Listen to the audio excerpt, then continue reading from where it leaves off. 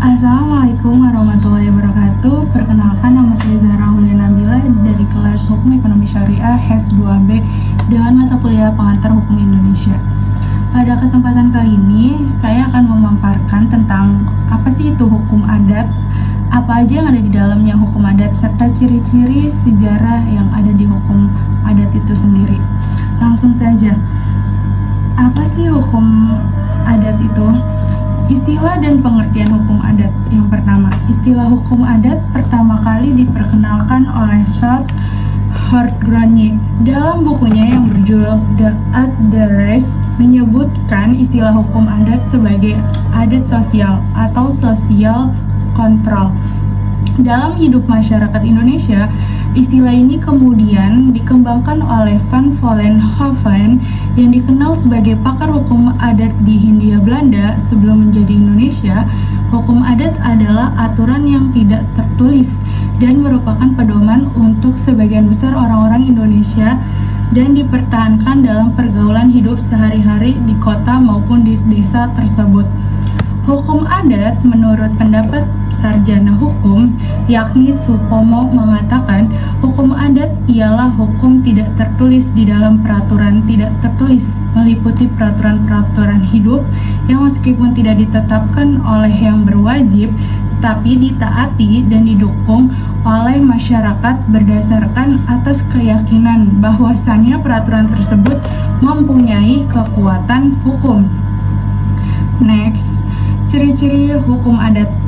Ciri-ciri hukum adat ini yang pertama, tidak tertulis dalam bentuk perundangan dan tidak dikodifikasi.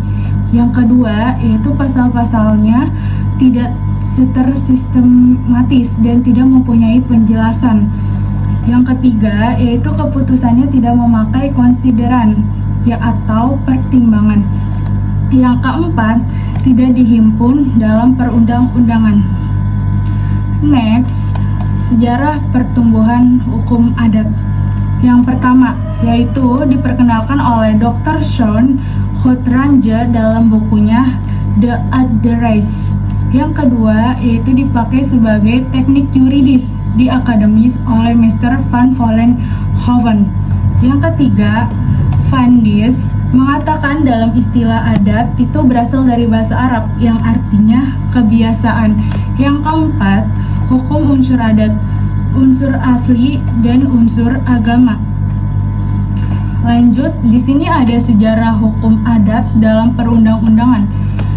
Pada zaman VOC, tahun 1609 dibuat peraturan khusus terkait hukum adat.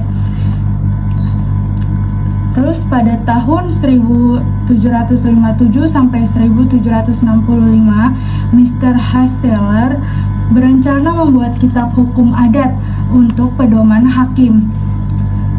Kemudian pada zaman penjajahan Belanda, pada pasal 131 pasal 2 Subbek in deze Staatregels IAS, pedoman bagi pembentukan ordonansi untuk hukum perdata material bagi orang Indonesia dan Timur Asing dengan asas bahwa hukum adat mereka dihormati. Jangan penduduk Jepang. Dengan peraturan peralihan Undang-Undang Nomor 1 Tahun 1942 Pasal 3 mengatakan semua badan pemerintahan dan kekuasaannya, hukum dan peraturan undang-undangan dalam pemerintahan dahulu tetap diakui secara sah untuk sementara waktu selama tidak bertentangan dengan aturan pemerintah militer. Next, lanjut, di sini ada tipe-tipe masyarakat dan pembagian daerah hukum adat. Yang pertama, yaitu ada tipe masyarakat hukum yang disebut genealogis. Apa sih genealogis itu? Yaitu masyarakat hukum yang berdasarkan atas pertalian darah. Misalnya pada masyarakat hukum Toraja. Yang kedua, yaitu tipe masyarakat hukum yang teritorial. Teritorial ini adalah hukum yang berdasarkan atau pertalian dengan tempat tinggalnya, yaitu pada masyarakat Aceh misalnya. Yang ketiga, yaitu ada masyarakat genealogis sampai teritorial. Apa sih genealogis teritorial ini? Pertalian masyarakat di sini di samping pertalian darah juga berdasarkan daerah atau wilayah tersebut. Lanjut, ada wilayah hukum adat di Indonesia.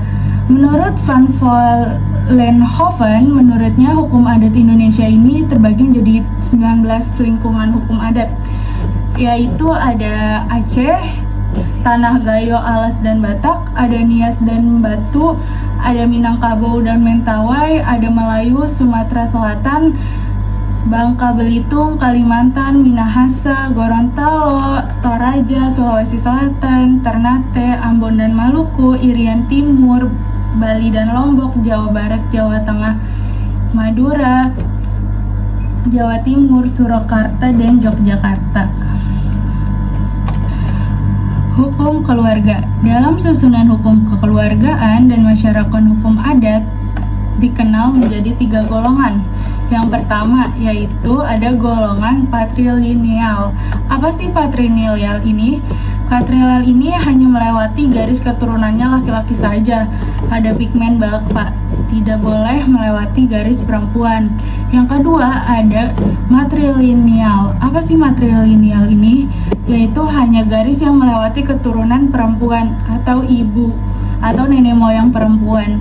Yang ketiga yaitu ada parental. Apa sih itu parental? Yaitu garis yang melewati keturunan laki-laki dan perempuan atau bapak atau ibu pada garis nenek moyang laki-laki dan perempuan. Sekian, terima kasih. Nah, segitu yang bisa saya paparkan. Wassalamualaikum warahmatullahi wabarakatuh. Sampai jumpa.